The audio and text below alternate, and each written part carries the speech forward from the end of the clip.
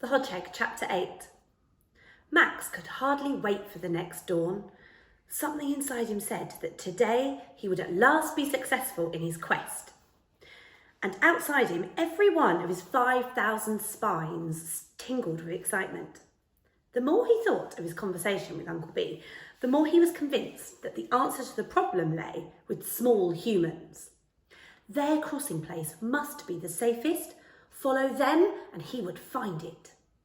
He waited until the family were fast asleep and then, blinking in the unaccustomed sunlight, he went along the path by the wall of number 5A to the front gate.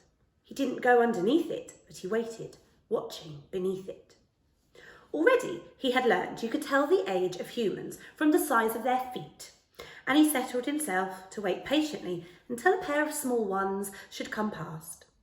When at last they did, he was about to go out and follow them, but another pair went by, and then several pairs, and then the pavement filled up with school-going children. Dozens and dozens of small feet went walking, dancing, skipping, hopping past his front gate.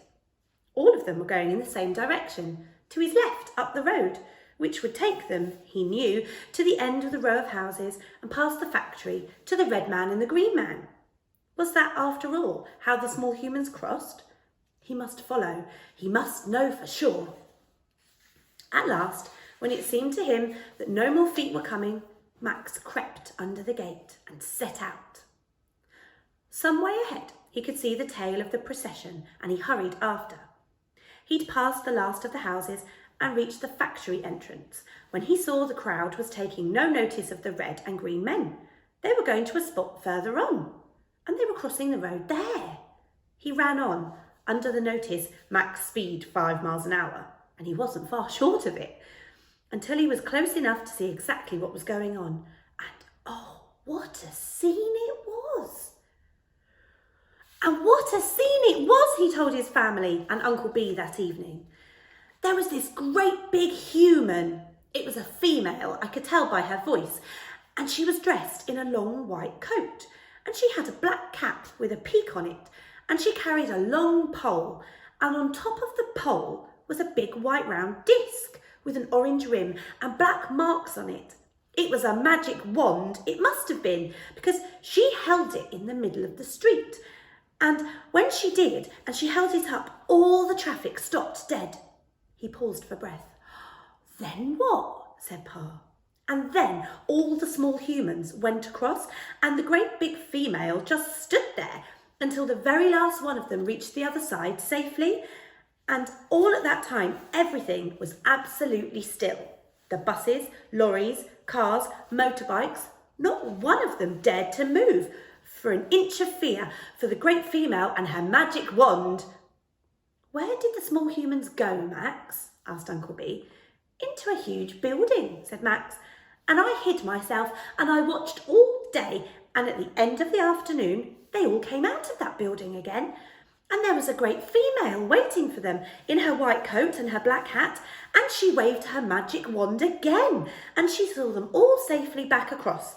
I tell you, it's the ideal place for us. The huge building's right next to the park.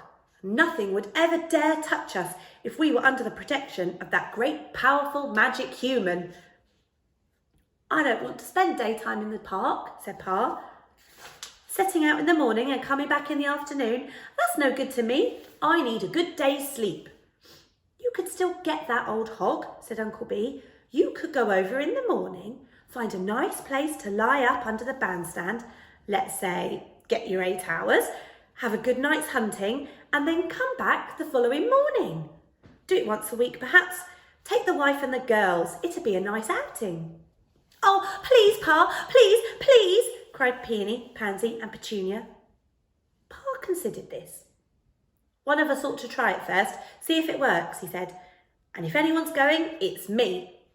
Not without me, said Ma stoutly. Why not let me go, said Uncle B. After all, I've had a good long life, and if anything goes wrong, there'll be no one to miss me. Oh, yes, they will, cried all the family. Look, said Max, you don't know which way to go, or how to get there, or where exactly it is. None of you can go without me. Well then, said Ma, why don't we all go?